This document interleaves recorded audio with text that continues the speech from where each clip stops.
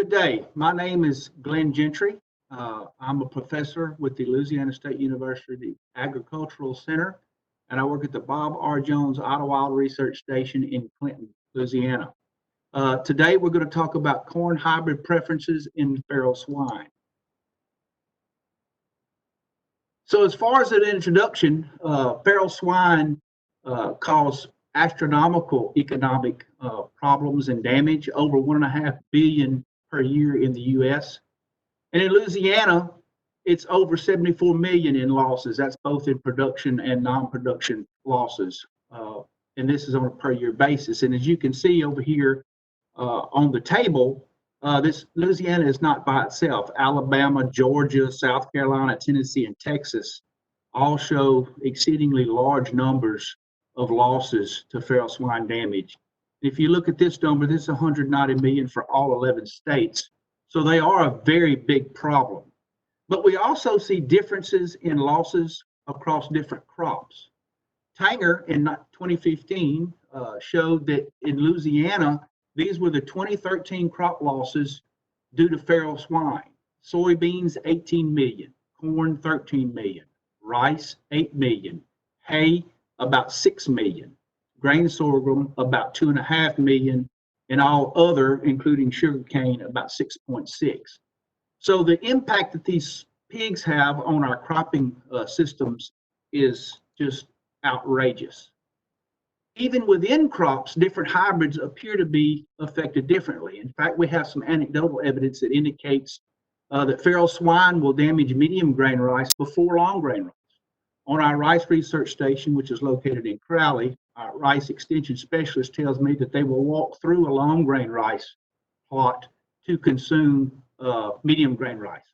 And we assume that it's something in the rice, the starches or different nutritional values that cause this. So when we started working on the feral hog problem several years ago, we had a grant that actually paid for trapping systems. It was purchased through a grant from the Louisiana Soybean and Grain Research and Promotion Board. And we would travel all over Louisiana and set up traps to help producers catch pigs that were causing problems.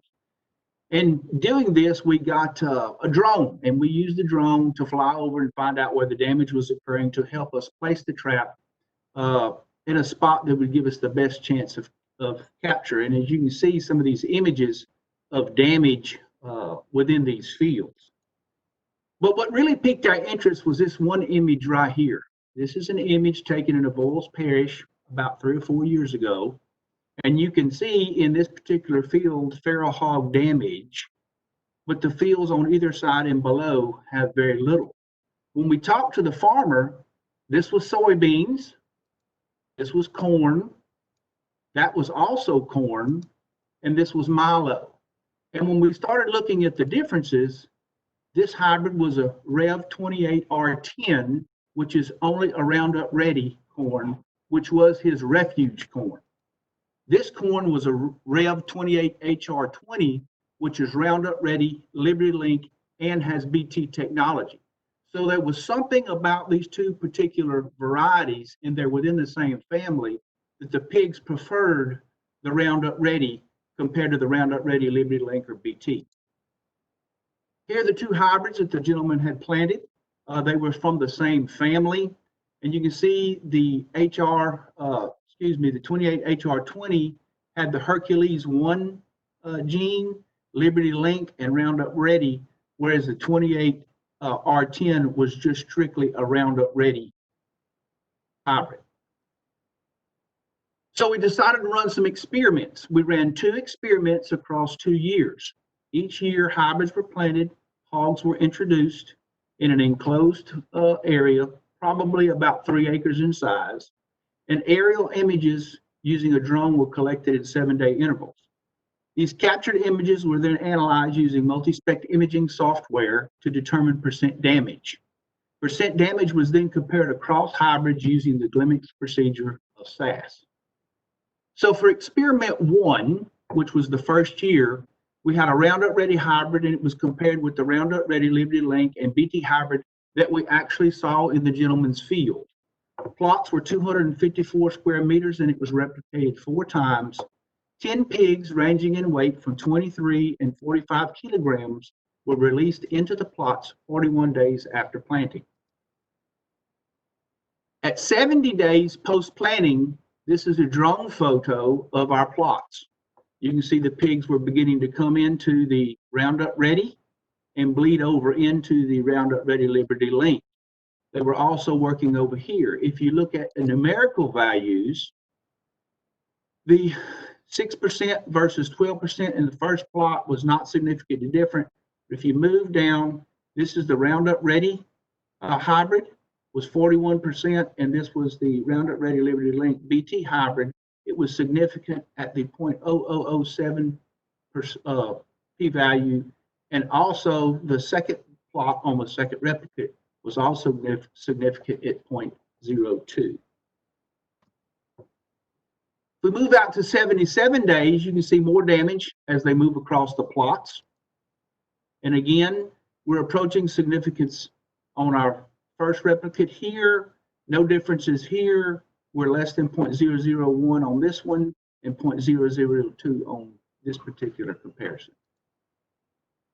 We also at the time took ear samples and looked at corn earworm damage to determine if the differences that we were seeing in these plots were due to release of a secondary metabolite due to corn earworm damage. There were no differences. P-value was 0.081 for corn earworm damage on a scale of 1 to 5 across the ones that the hybrid containing BT compared with the hybrid not containing BT. At 84 days, we see more damage occurring. Again, 0.0007 p-value for this comparison. Now, on these particular plots, most of the corn was gone from the Roundup Ready, so the pigs did move on to the Roundup Ready Liberty Link and BT. By 90 days, the plots were almost decimated. There was very little difference. Only difference was at this particular comparison in the first replicate at 0.04, and then on the second replicate at 0.05. Now you have to remember these pigs came in at 41 days, so we're at day 90 after planting here, so they've been in approximately 49 days, and you can see the damage, the percent damage within each plot. So if you look at a numerical table type deal, in black is 70 days. Again, the 28R10 is the Roundup Ready. The 28HR20 is the Roundup Ready Liberty Link and BT.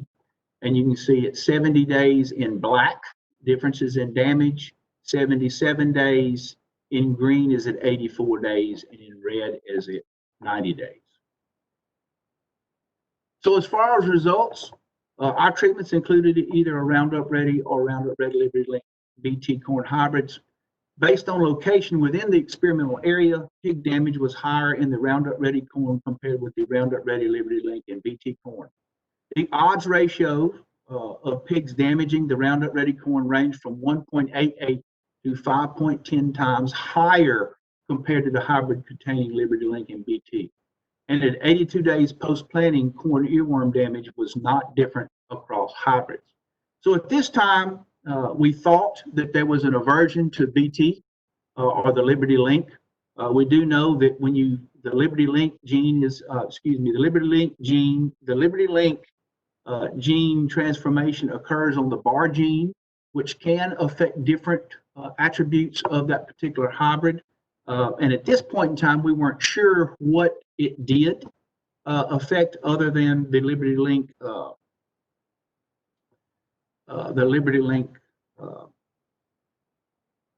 resistance. So going with that premise, we thought it was a BT problem. We did experiment 2, which was also in year 2.